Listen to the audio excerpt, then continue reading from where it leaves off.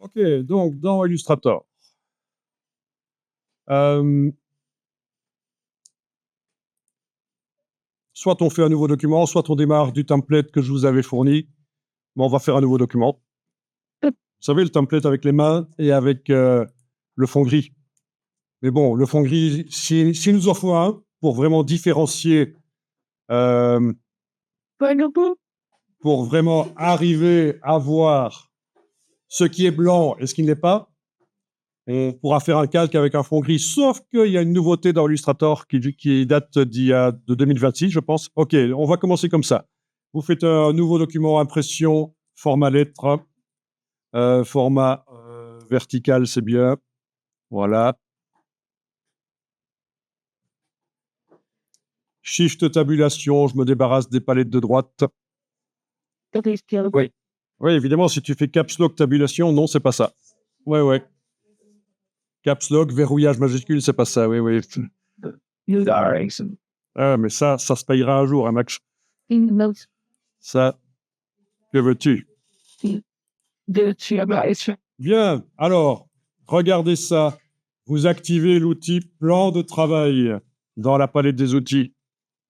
Et dans le panneau propriété, donc si vous ne le voyez pas, c'est menu fenêtre propriété, vous avez maintenant quelque chose ici. La couleur. Voilà, ça va être la couleur du plan de travail, en fait. Voilà. Alors, la couleur que j'ai choisie était plus vive que ça. Elle ressemble à ça. Évidemment, quand je la mets, elle ternit parce que je suis dans un document CMJN. C'est bridé, ça me simule ce que ça donnera sur une impression offset. C'est dommage. Je veux dire, vous pourriez travailler comme ça, on l'avait dit, hein, si vous faites de la bande dessinée et vous avez un nuancier, c'est directement prévu pour l'impression offset, pourquoi pas. Mais il faut savoir que les imprimantes jet d'encre, comme celle qu'on a ici, ou n'importe quelle imprimante jet d'encre d'ailleurs, le sillon en magenta jaune, c'est plus performant que le sillon magenta jaune de l'offset. C'est plus vif. C'est plus vif et donc vous avez peut-être intérêt, si votre sortie c'est des choses pour des foires, pour des stands sur des foires, et que ça va être imprimé en jet d'encre, vous avez peut-être intérêt à faire ça au RVB. Et vous envoyez le RVB à l'imprimante, et c'est en interne qu'elle va transformer en CMJN. Il n'y a même pas besoin de le transformer en CMJN avant de lui envoyer. Donc ça, c'est juste une petite parenthèse. Non, oui, si vous pouvez mettre de la couleur, si vous voulez. Je vais peut-être mettre du gris plutôt. Donc, au niveau du sélecteur de couleurs, quand je suis en mode T, ça veut dire que c'est la teinte dans la réglette verticale et le grand carré me montre la saturation et la luminosité. Si je mets complètement à gauche, c'est désaturé, c'est du gris.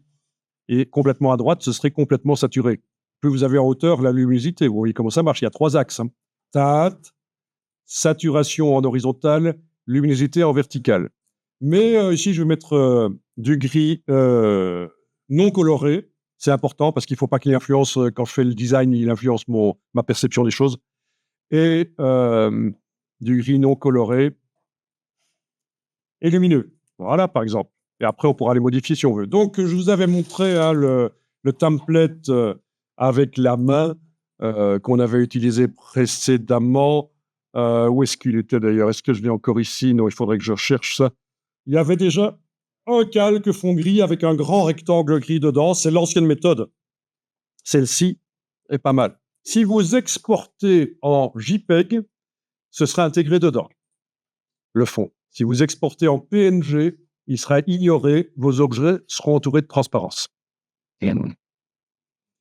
Si vous enregistrez en Adobe Illustrator et que vous vous l'importez dans InDesign ou dans Photoshop, le fond gris devrait être pris en compte.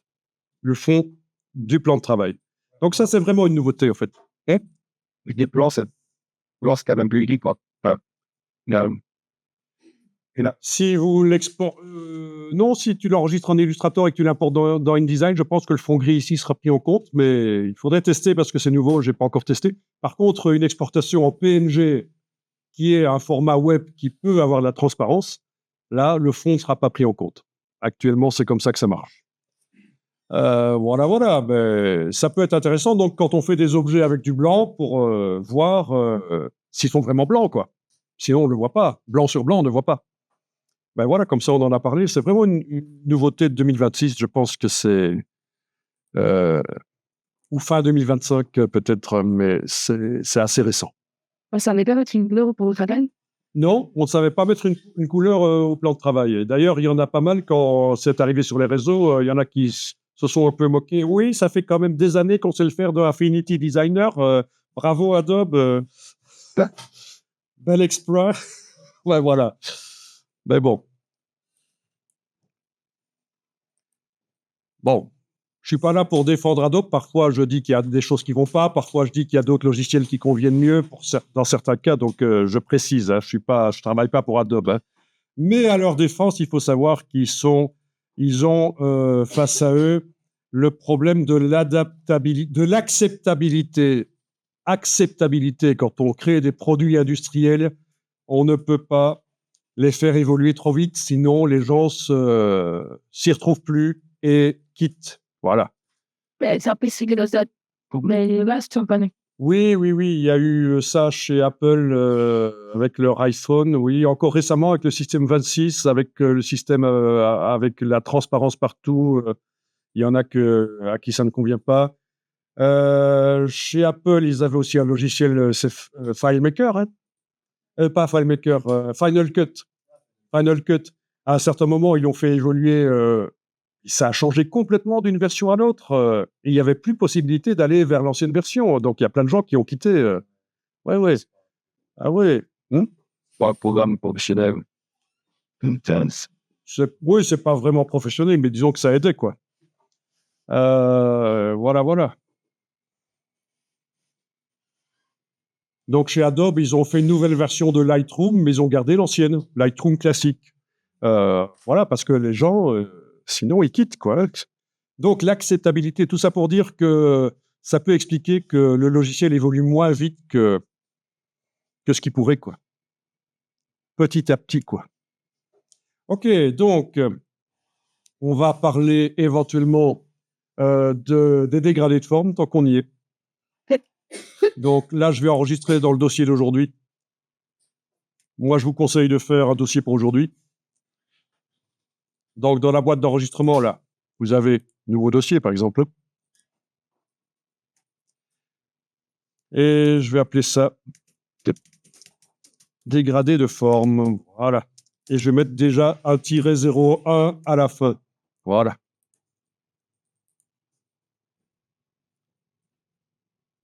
Donc, on va tracer une ligne. Vous pouvez utiliser l'outil ligne. Vous appuyez, donc je me mets sur la gauche de la page, par exemple. J'appuie, je garde appuyé, j'enfonce Shift pendant que je trace. Et voilà. Et en bas, je lâche le bouton de la souris, puis la touche Shift. Voilà, j'ai fait une ligne verticale. Le contour actuellement est noir et vous n'avez pas de fond, on est d'accord. Bon, on va changer la couleur de contour. Donc, les bonnes habitudes, la palette nuancier. Voilà. Et je vous rappelle qu'on a accès à un nuancier complet, si on veut, par le bas à gauche de la palette nuancier dans catalogue de couleurs et on a True Match.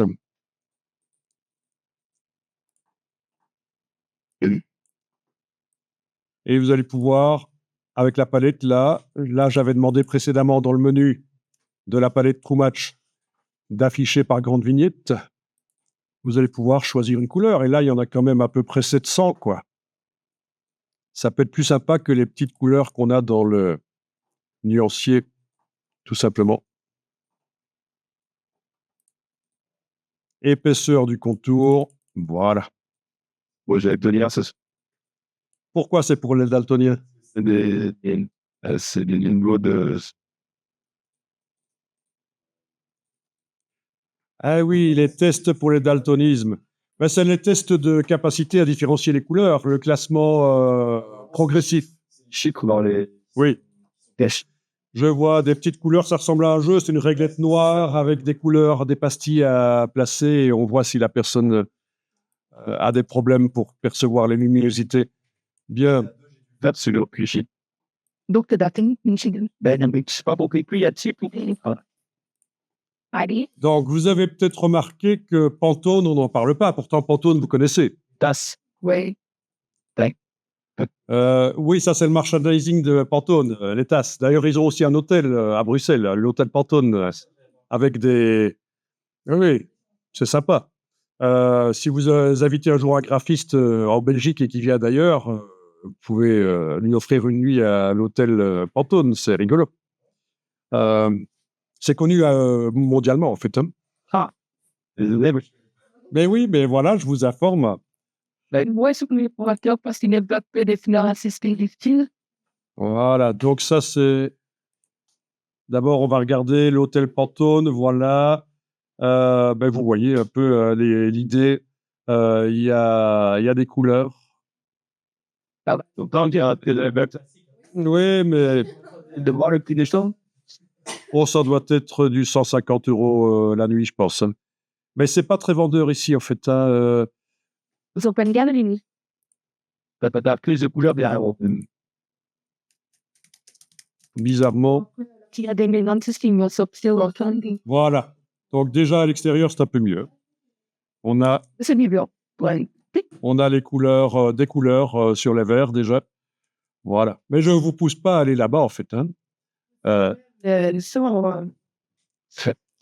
L'accueil, le desk, voilà, les chambres, oui, il y a des échantillons Pantone au mur, voilà, etc. Bon, Mal communiqué. Et c'est les insectes. ça c'est, ok, oui, hôtel, Ouais. voilà. Donc, bizarrement, par rapport au site, on voit quand même un peu mieux ici que c'est en rapport avec la couleur.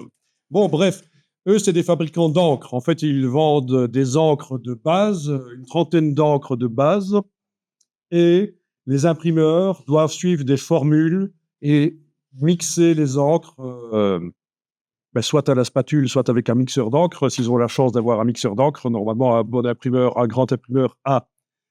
C'est un peu comme un mixeur à pâte à cougnou, hein, mais bon, voilà. On mixe les encres avec des pourcentages précis, au dixième de pourcent. Et ça crée des couleurs et on retrouve la couleur qu'on a repérée dans le nuancier Pantone, en fait. Voilà, c'est l'idée. Mais il n'y a plus Pantone chez Adobe parce qu'il y a de ça 2 ans à peu près, Pantone a décidé de ne plus collaborer avec Adobe et de faire ça en location mensuelle. Leurs nuanciers couleurs sont en location mensuelle. Il faut payer pour pouvoir les avoir dans les logiciels. Donc ça a été un peu un tollé, une révolte chez les graphistes parce qu'on payait pour avoir les nuanciers Pantone alors que ça fait des décennies qu'on les a chez Adobe. Donc, ce que les graphistes font, c'est qu'ils vont rechercher dans les anciennes versions de Adobe, qui sont également disponibles sur le web. En fait, on va rechercher les petits fichiers de nuanciers, c'est minuscule, hein, ça pèse très peu d'un point de vue informatique, et on les place dans le dossier de l'application à un certain endroit, et on les retrouve dans les logiciels Adobe, du coup. Sauf qu'entre-temps, Pantone a recréer d'autres formules d'encre, et là, on ne les retrouve pas dans les anciennes versions Adobe. Hein. Soi-disant pour être plus en phase avec l'écologie, voilà. Bon, tout ça est un peu compliqué. Mais en fait, et ça, c'est une question que j'ai posée à des grands spécialistes de la couleur, parce qu'on est plusieurs sur LinkedIn en train de discuter, et on se pose parfois des questions. Je leur ai posé, mais quid? Vous allez rechercher les anciens nuanciers Pantone dans les anciennes versions de Adobe, mais maintenant, les formules sont différentes. Ah oui, on ne sait pas. Voilà. Pour l'instant, on ne sait pas trop. Et Voilà. Donc, ça suppose que les imprimeurs utilisent encore les anciennes encres de base Pantone, si on veut obtenir vraiment la couleur qu'on veut sur le papier. Alors, le but, justement, c'est d'aller plus loin que la quadrille. Si on veut imprimer un poster avec des encres vraiment vives, lumineuses, il faut l'imprimer avec des encres Pantone, par exemple. Alors, ça dépend de la qualité, c'est quoi? Mais la quadrille, c'est le cyan, magenta, jaune, noir, et c'est assez limité au niveau de la gamme couleur, c'est plutôt terne, quoi. Mais si je veux faire des posters de ce genre-là, voilà, Où ça, là, j'ai tapé, j'ai mal tapé d'ailleurs, bichromie, duotone, ça, c'est des posters avec 2 encres seulement. Ça se fait. Des posters, on n'imprime pas avec 4 encres, mais c'est juste 2 encres. Mais alors, on peut choisir les encres qu'on veut. Et alors, ça fait des choses très spéciales. Ça, c'est l'effet du duotone. C'est pour obtenir cet effet dans Photoshop ou Illustrator. Mais voilà, ça, c'est de la bichromie, par exemple. Et là, ça coûte moins cher que d'imprimer avec 4 encres, puisqu'il n'y a que 2 passages en presse au lieu de 4. D'accord? Mais pour compenser, pour que ce soit quand même intéressant, on peut se dire, tiens, on va pas utiliser du cyan et du magenta, ou du cyan et du jaune, ou du magenta et du jaune, on va utiliser des encres spéciales, quoi. Voilà. Et on va obtenir des choses plus lumineuses. On peut aussi faire des catalogues en bichromie, donc du noir et une encre Pantone, par exemple. Bon, c'est un peu compliqué, je vais pas m'étendre trop là-dessus, mais je vous explique juste parce que les Pantones, c'est quand même important de connaître, quoi. Voilà, tiens, voilà des posters avec clairement du vert aussi vif que ça. Non, en quadrichromie, oubliez. Vous n'aurez pas du vert vif comme ça. C'est pas possible parce que le vert, en quadrichromie, on l'obtient en superposant du jaune et du cyan. Mais ça bouffe la lumière, en fait. Hein. Des roses comme ça, non. En quadrichromie, non. OK. C'est ça. Nous, là, dans les conseils, j'ai vendu. La solution, ça peut être les Pantone, oui. Oui. Ou alors, si les posters, vous les imprimez en jet d'encre, là, le problème est résolu parce que les imprimantes jet d'encre sont plus performantes que l'offset de l'imprimeur. Mais ça veut dire que votre poster, c'est pour l'imprimer à 20, 30 exemplaires, peut-être 50 ou 100 à la rigueur. Mais si vous devez l'imprimer en 3000 exemplaires, oubliez le jet d'encre, hein, ça va prendre un temps fou. Vous en avez plusieurs mois à imprimer. Voilà, parce que oui, le jet d'encre, ça prend du temps. Donc, Que t'es cher. l'encre est plus chère pour le jet d'encre, oui, oui, bien sûr. L'encre au litre, ça vous coûte des milliers d'euros, alors que C'est utilisé les couleurs. oui, oui, les couleurs Pantone en sérigraphie, oui, tout à fait, oui. La sérigraphie revient d'ailleurs à la mode, hein, justement pour les posters, les œuvres d'art en peu d'exemplaires et avec des couleurs vraiment profondes. On peut obtenir des bleus foncés et en même temps lumineux. En offset, bonjour les dégâts si vous voulez obtenir un bleu qui est foncé et qui en même temps est lumineux, quoi. La sérigraphie, c'est l'impression avec des cadres. Voilà, c'est ça, la sérigraphie. Oui, c'est pas mal ça. Voilà, ça revient à la mode, voilà. Donc, on pose... mais il y a une substance qui cuit avec les ultraviolets. On pose un film qu'on a imprimé avec du noir et du transparent. On le pèse.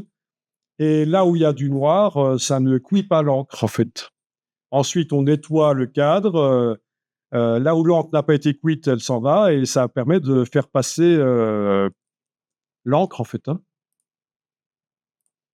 Voilà, c'est la sérigraphie, mais vous pouvez vous y intéresser, c'est bien. Et j'ai peut-être mes cadres seulement du côté de ma mue, parce qu'elle est étudiante. Ah oui. Et ça, Et sérigraphie, ça vient du mot série, ça veut dire soie. Parce qu'au départ, c'était des cadres avec de la soie. Maintenant, c'est de l'acrylique, c'est pas du nylon, on n'utilise plus vraiment des cadres en soie.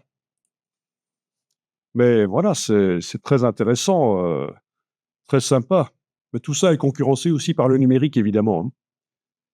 L'avantage, c'est qu'on peut obtenir des bons résultats intéressants pour pas trop cher.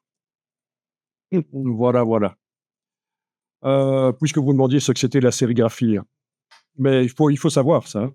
Alors, ce qui est marrant, c'est que il y a des gens qui ne savent pas que ça veut dire soie. Des gens qui font de la sérigraphie. Ça, je trouve. Et qui ont étudié ça à l'école, je trouve ça marrant. On leur demande c'est quoi sérigraphie, ils vont dire oui, série, c'est parce qu'on imprime en série. Pas du tout. Série, ça vient de soie, en fait. Voilà. Sérigraphie, du latin séricum, la soie, et graphine, l'écriture. Voilà. parce qu'il y a des posters. Oui, la bichromie, c'est intéressant. Je vais vous montrer des exemples. Mais des vrais exemples appuyés faits ici. Mais la Pantone, ça peut aussi être quand on veut avoir sur une couverture de magazine, par exemple. On veut avoir le nom du magazine en fluo. Mais il n'y a pas le choix. Il faut une 5e presse. Après la quadrille, on va mettre le fluo pour le titre ou en métallique, parce qu'ils ont aussi du métallique, évidemment. Donc, voilà, si je voulais ça qui est vraiment flash, il faudrait que j'utilise une Pantone. Bien. Écoutez, ça, c'est intéressant, je pense, hein. Bon, après, chacun jugera. Il y en a peut-être qui vont dire oui, on n'aurait pas dû parler de ça, ça n'a rien à voir, on n'est pas là pour ça. Mais bon, voilà. Je pense que ça peut être intéressant. Alors, vous avez des magazines où la photo, oui, il y a de la Pantone en fait sur la couverture, mais pas à l'intérieur. À l'intérieur, c'est de la quadrille normale en fait, hein. C'est de la quadrichromie normale.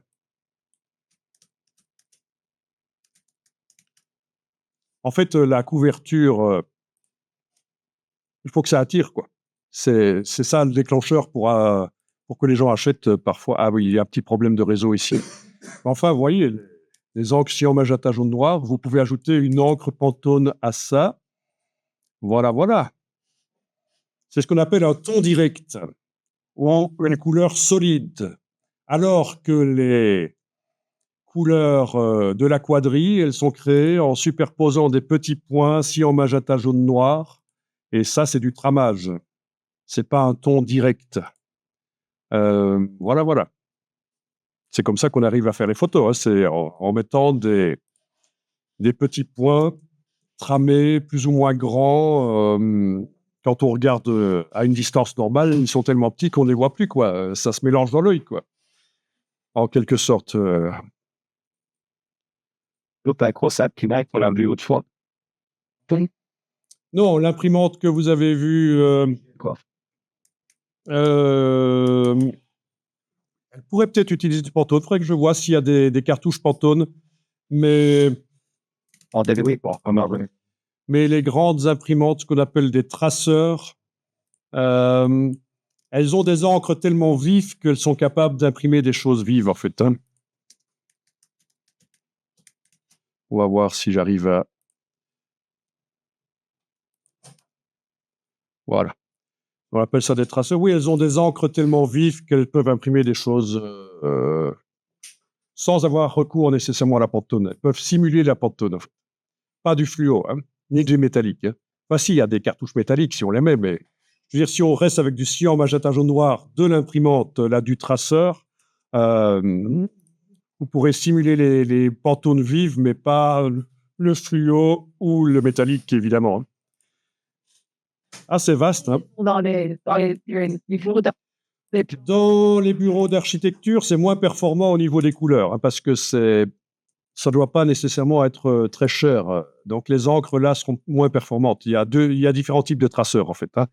Il y a ceux pour faire des plans et il y a ceux pour faire du graphisme, hein, de l'art graphique, en fait, hein. Voilà. Donc, si ça vous intéresse, ce genre de choses, je vous conseille d'aller dans des salons. Alors, on a le salon mondial de l'impression, tous les 4 ans. C'est monstrueusement grand. Pour ceux qui connaissent un peu le salon des expositions de Bruxelles, vous multipliez ça par 5 ou 6, vous avez la taille du truc. Malheureusement, c'est à l'autre bout du monde, c'est à San Francisco, donc ça coûte cher. Sinon, vous y seriez allé. Je rigole. C'est à Düsseldorf, à 400 km d'ici.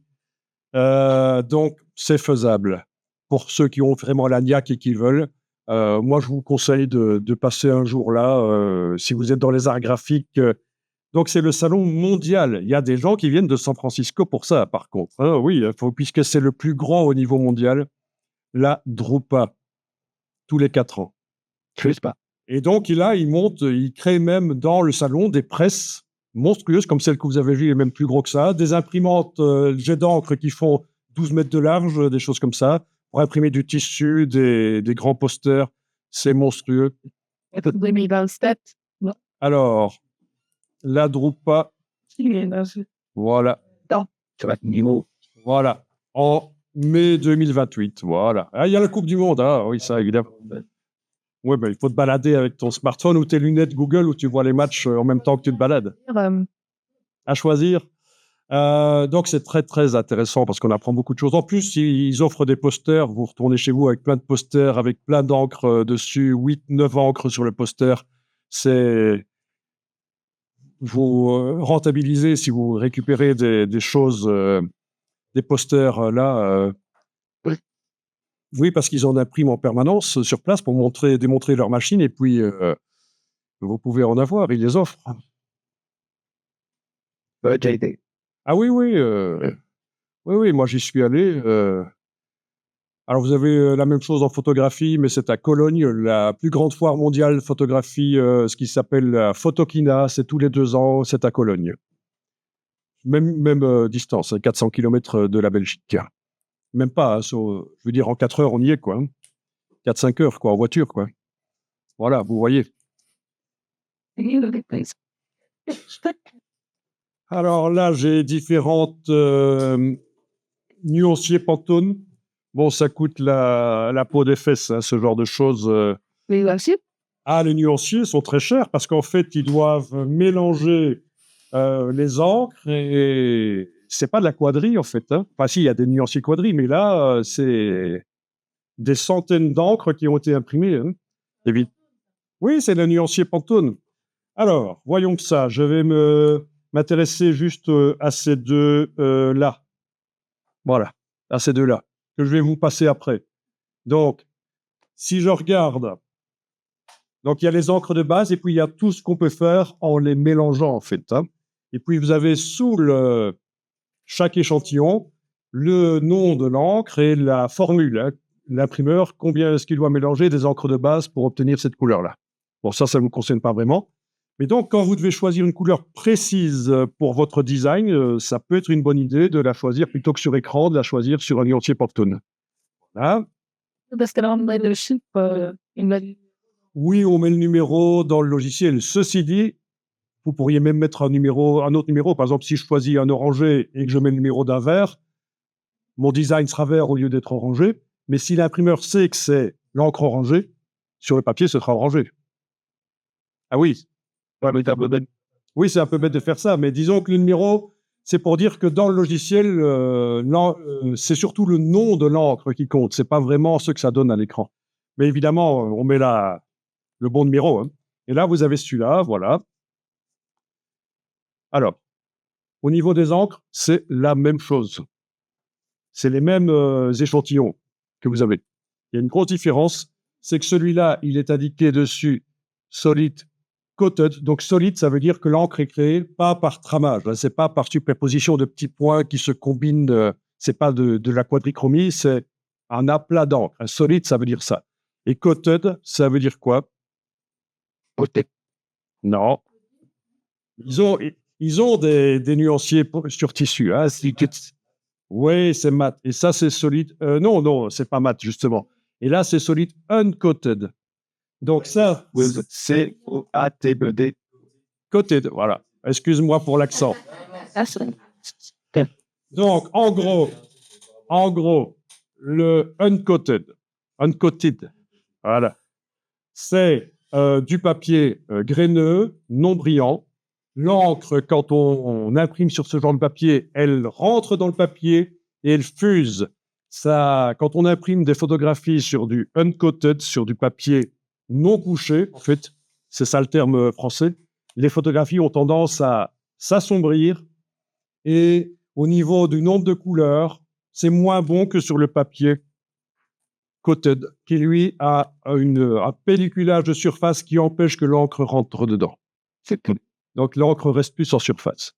Donc les magazines, vous aurez typiquement du couché, du coated.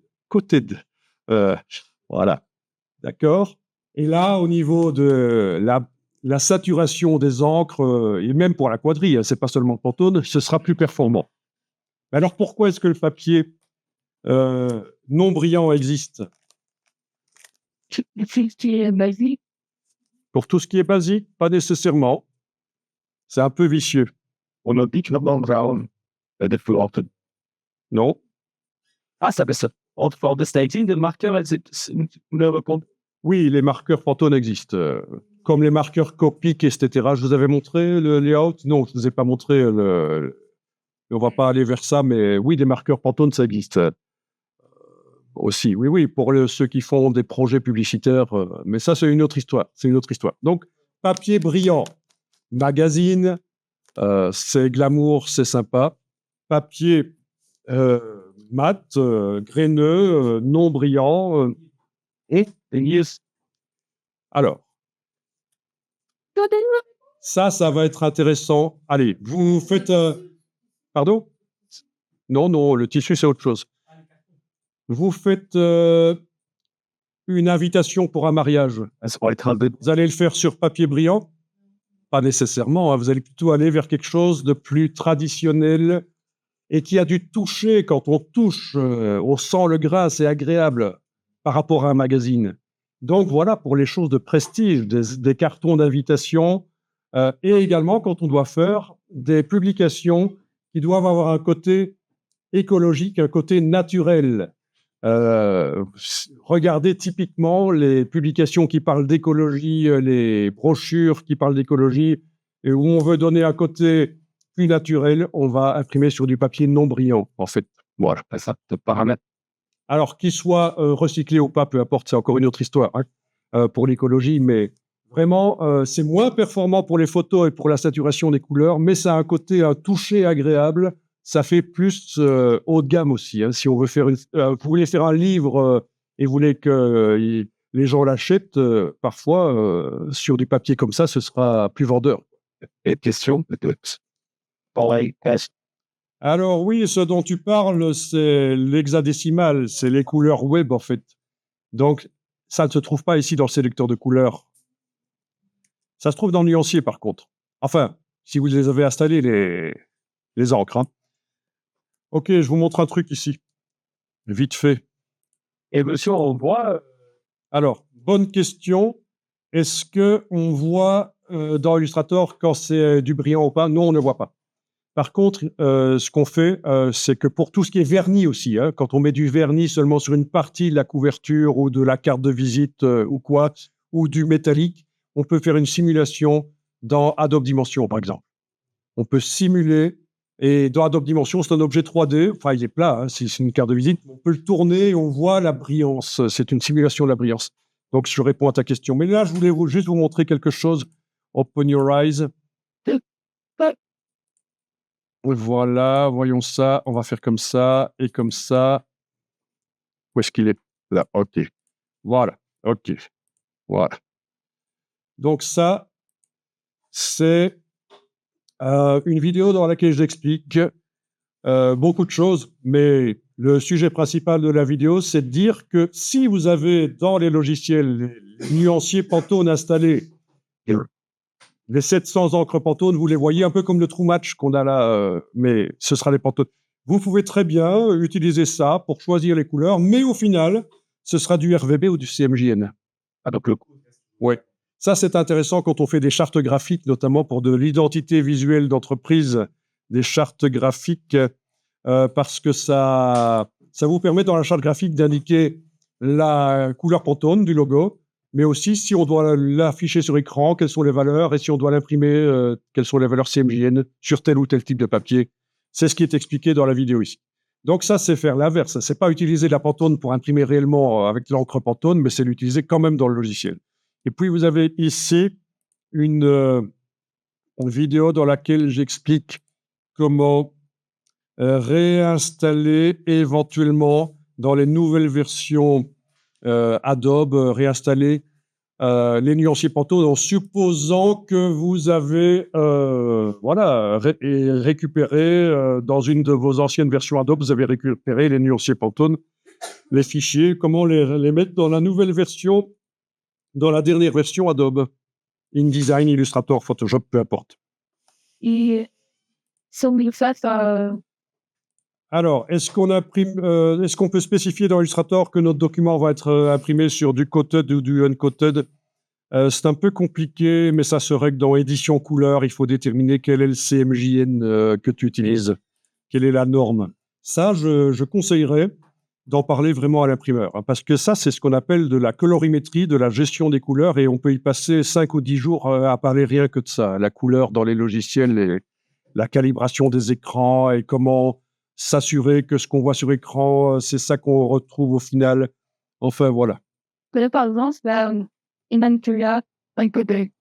Alors oui, donc dans édition couleur, vous avez ici le CMJN du document. Donc actuellement, on va peut-être aller vers du 51, Fogra 51, c'est du papier azuré qui est plus bleuté, lumineux. C'est important de bien indiquer. Et il y a du uncoated aussi, quelque part. Et il faut l'installer, sinon il faut installer ça. C'est des fichiers qu'on va chercher sur le web gratuitement et qu'on installe dans l'ordinateur. Attention à ça, hein. US, n'utilisez jamais ça, et Japan non plus. Et ça, c'est un gros problème si vous installez vos logiciels Adobe en anglais, parce qu'ils sont disponibles en plein de langues, les logiciels Adobe. Eh bien, vous avez d'office tout qui est réglé pour l'impression en Amérique du Nord. Ce sera des profils US. Sauf que le CMJN américain n'est pas le même que le CMJN européen. Le cyan n'est pas le même, par exemple, le magenta non plus. C'est toujours du bleu cyan, du rose magenta, mais pas le même. Et donc, si vous avez vos travaux qui sont réglés en US, mais que finalement vous imprimez en Europe, vous allez avoir des gros décalages couleurs. Alors, est-ce que ça sera gênant? D'une personne à l'autre, ça dépend. Il y en a, tant que du rouge est du rouge, tant que du bleu est du bleu, c'est Audibon ainsi. Maintenant, si votre rouge cerise se transforme en rouge framboise, ça peut être gênant. Il y a des gens qui aiment bien que ce soit exactement le rouge qu'ils choisissent à l'écran, par exemple. Ou le bleu, ou le... Voilà. Si vous avez deux personnes, je peux faire une intervention. Voilà, mais là, vraiment, ça demande de l'étude. Donc, je vous conseille, vraiment, plutôt que de passer des semaines à étudier ça, j'ai plein de vidéos qui expliquent ça, mais je ne vais pas vous les refiler. Je vais pas vous... Elles sont accessibles sur le web, mais ça va vous prendre beaucoup de temps. On va considérer que vous, c'est le côté créatif graphiste, et que parmi vos connaissances, il y a peut-être quelqu'un qui s'y connaît là-dedans. L'imprimeur ou le commercial de l'imprimeur va vous dire comment régler vos logiciels Adobe. Ils vont vous dire, tiens, là, en RVB, tu mets ça, en CMJN, tu mets ça. Tu fais en sorte, en faisant comme ça, que dans tous les logiciels Adobe, d'un coup, ça soit réglé comme ça. Il faut utiliser Adobe Bridge pour faire ça. On propage les profils à tous les logiciels Adobe en passant par un logiciel qui s'appelle Adobe Bridge. Donc, vraiment, encore une fois, l'imprimeur est votre partenaire pour l'impression. Parlez-lui dès avant le début de la conception du document, quoi. Et il vous dira quoi. Si c'est personnalisé, nous, on est dans personnalisé, qu'il y a une vidéo. Oui, on est en personnalisé ici. Et tous les autres logiciels de la suite ne sont pas réglés comme ça. C'est pour ça que c'est désynchronisé. C'est cassé. Mais c'est pas grave. Ni album. Voilà. Donc, alors, nuancier Pantone, combien ça coûte? Voilà les prix, en fait. Allez, choisissez le bon. Si vous loupez, enfin, si vous achetez sur Amastruc, vous pouvez encore le renvoyer. Mais voilà, on est dans les 200 € le nuancier, en fait. Hein. Oui, ça coûte... Ça a beaucoup augmenté, en plus. Hein. Oui. Après, ils vendent des bundles où ils en vendent plusieurs. Hein. Mais ça peut coûter très cher. Vous pouvez avoir plusieurs milliers d'euros si vous achetez le nuancier pour le coton, ou les métalliques, ou les plastiques. Ça peut coûter très, très cher. Hein. Mais évidemment, c'est des boîtes qui achètent ça. Hein. C'est pas des... Comment dire? Voilà, nuancier Pantone, RAL, oui, ça c'est un autre type de nuancier pour les arts décoratifs. NCS, Natural Color System, encore un autre type de nuancier. Donc, Planète Couleur, apparemment, vend plein de nuanciers. Voilà. Il y a beaucoup de choses, à mon avis, avec une société qui travaille avec Parfum. Oui, Oui, oui, ils ont quelque part un monopole. Ah tiens, des nuanciers métalliques. It's because you say it to the left on Cuba. Alors pour la peinture, ce sera plutôt le RAL, le RAL, qui est utilisé dans les arts décoratifs, dans l'architecture d'intérieur. Ce sera moins le Pantone. Le Pantone, c'est vraiment plus les arts graphiques. Et alors, vous avez encore d'autres nuanciers pour l'industrie automobile et des choses comme ça. Voilà, je vous trouve un petit truc pour ceux qui font l'architecture d'intérieur et qui ont besoin de nuanciers RAL. J'explique ici comment l'amener dans Illustrator parce que je pense pas qu'il y soit d'origine. Voilà, le QR code est là. Voilà. Oh, c'est une petite vidéo de 4 minutes. Oh, je commence à faire de l'Instagram, c'est terrible. Je dépéris. Si je fais des vidéos de 2 minutes, ce sera du TikTok. J'aurai presque plus de cerveau. Je rigole. Non, mais parfois, il n'y a pas besoin de grandes explications, quoi. Oui, c'est pour Photoshop, mais c'est le même principe pour Illustrator, en fait. En fait, vous pouvez le charger dans Photoshop et dans Illustrator. C'est format ASE, Adobe Swatch, Exchange, et donc il est compatible avec tous les logiciels, même InDesign aussi, évidemment. On l'a vu quand on a fait les pointillés, en fait. Donc, Ah oui, pardon. ça doit être sélectionné, c'est par la palette contour. Donc, si on veut faire ce que tu veux faire, c'est-à-dire les extrémités, Aspect. non, palette contour. Oui, par la palette aspect, on a aussi la palette contour, en effet, oui. Aspect, oui, c'est ça que ça s'appelle aspect, voilà, oui. Voilà, et on a les bouts arrondis. Et ça marche que Illustrator. Ah, parce que c'est les extrémités. Sur les formes fermées, ça va pas fonctionner. Sur les formes fermées, on pourra gérer les angles ici, mais forcément pas les extrémités. Il n'y a pas d'extrémité sur une forme fermée. Même pour notre dessin en pinceau. Ah, si on a un trait dessiné au pinceau, alors la forme du pinceau passe par-dessus les réglages du contour. Ça prend la priorité. Et comment on fait pour les faire? Mais quand c'est fait au pinceau, il faut que ce soit inclus dans la forme, en fait, que les extrémités sont rondes. Il faudra faire une forme avec des extrémités rondes. On a vu l'autre jour, quand on déplace quelque chose là-dedans, ça le fait. Hein. Je pas vrai sur l'expérience.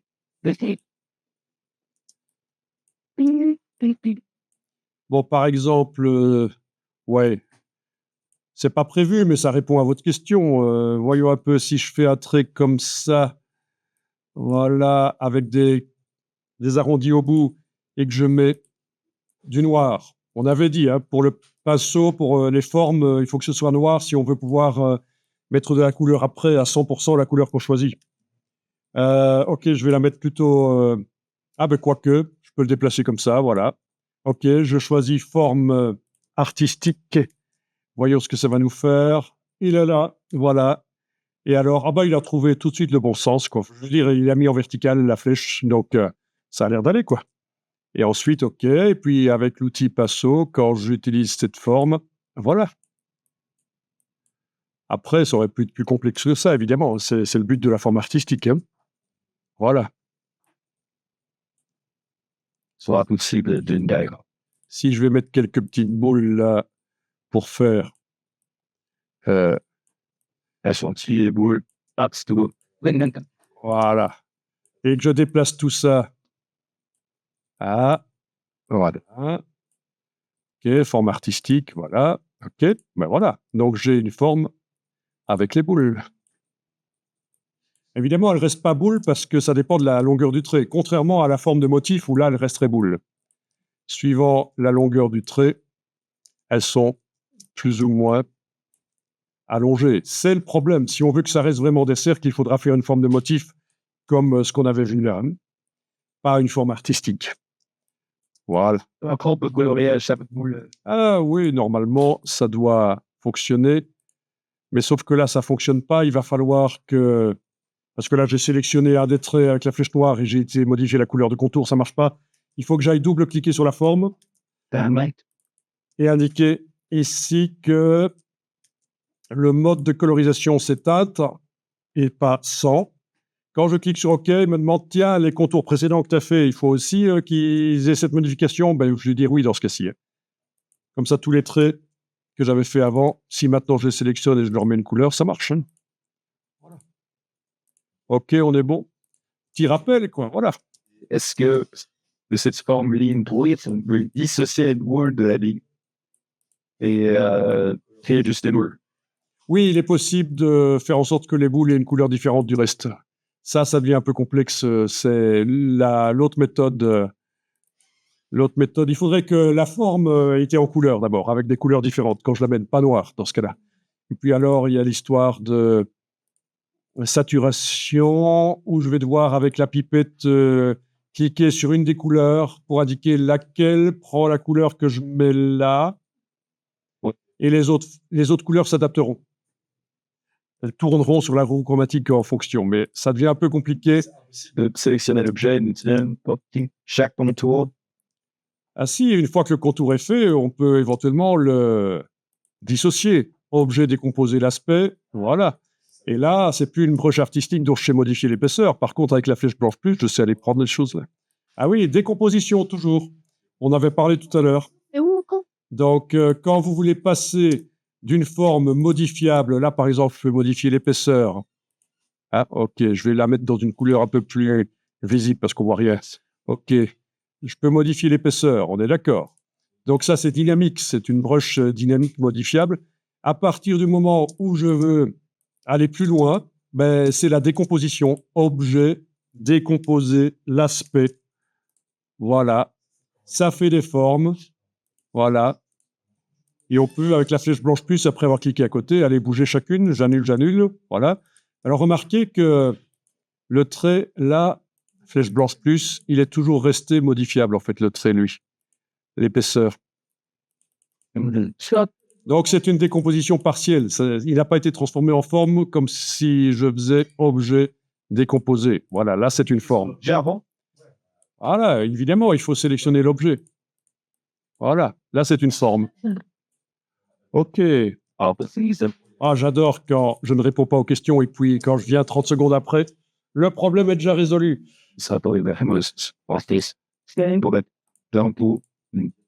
OK, bon, ça, c'est pour un peu expliquer, répondre aux questions de Max. Voilà. C'est dans les scènes. Objet. Et c'est l'aspect. Et on peut s'amener out et Dutch avec la fiche.